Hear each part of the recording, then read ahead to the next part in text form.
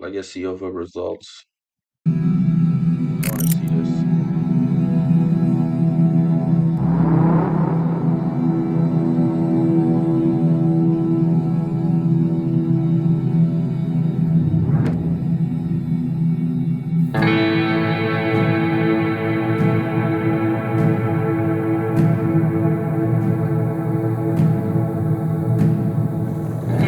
Last year was very busy. A lot of contests, a lot of filming, a lot of traveling, a lot on every aspect of what you could think of, really. I don't think I was too aware of what I was getting myself into. Oh, skateboard, we've never seen those before. What I was trying to do was compete and then take that opportunity that I was already in a place to extend the trip and film in that place. In the beginning of it, I was like, man, I'm gonna go everywhere. I'm gonna go to Budapest and film, Japan and film, everywhere we go we're gonna film, and it was just like, hell yeah. But then like it didn't quite seem feasible the more you got into it, because then also you want to kind of dedicate your time on a trip to filming, because it's a kind of a completely different mindset. Your contest mindset's very like strict based on what you've got to do when you're there, and when you're in the streets you can be very open-minded and do whatever you want in a sense, because you can. It's the world. You have the world to go and skate, you know, so you can find whatever you want to find and skate whatever you want to skate.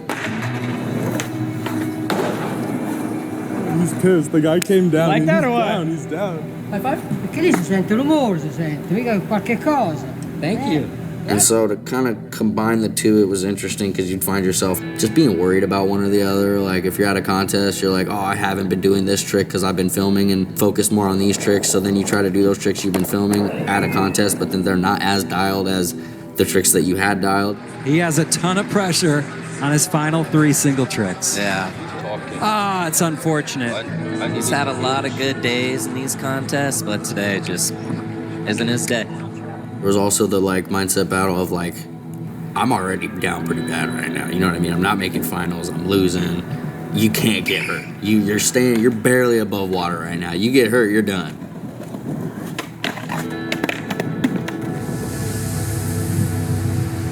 Oh, I like Dude. I can't stop the like worry of like getting hurt on this. I mean, I know I can do it, dude. There's a risk factor. And then there's a contest. contest. It's just so annoying, dude. Can't even enjoy skating the streets.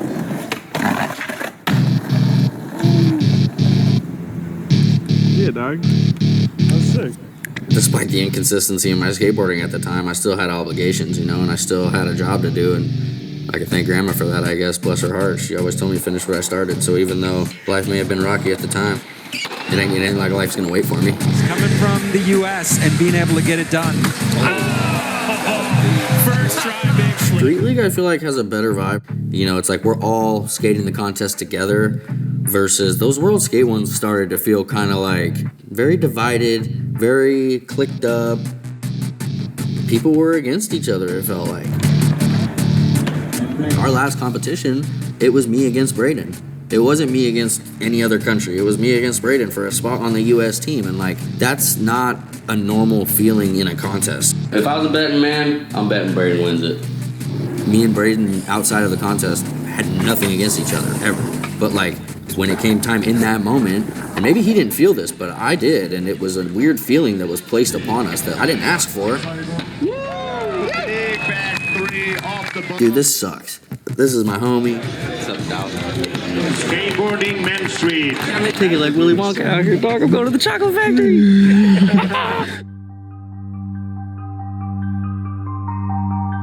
I didn't really grow up in like a Olympic worshiping household.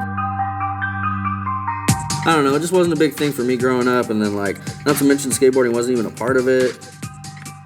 I definitely had some high hopes for myself because like the way life had been going lately, I was just like, oh, things are looking up. Maybe this is kind of the big turnaround where like you become an Olympic gold medalist from like Hawaiian Gardens and here's the big story and yada yada. But sure enough, once you think that, it's fucking not gonna happen. So it's just like, all right, last place will have to do. You know, he's a little tired, a little sore, wasn't really expecting this. I hate failing. It fucking kills me. In the moment when you feel like you're failing, you kind of gotta just remind yourself it's not your last one. Keep pushing forward. Perfect. Contest and street skateboarding, it teaches you a lot mentally, but again, you don't really know what you're learning till you look back on it a couple years later and you're like, damn, I was a different person before that. That was the back three from bump to flat. Wow. That shit taught me a lot. That's crazy. I would have quit the skating contest so long ago, dude. But I signed my contract after having my first kid, and it was either compete and film and make a good amount of money, enough to support a family, or just film and make enough to maybe support yourself. And I was like, well, shit, I'm gonna need to do both of these. Sure, contest results might matter for a little bit or whatever, it might make you some money, but filming is the only importance in skateboarding. I ain't going back on YouTube and watching 2012 SLS finals results. Like, I'm going back and watching Baker 3, Andrew Reynolds, or, Stay Gold. I'm going back and watching those types of videos where it's like, that's where the backbone of skateboarding will always be.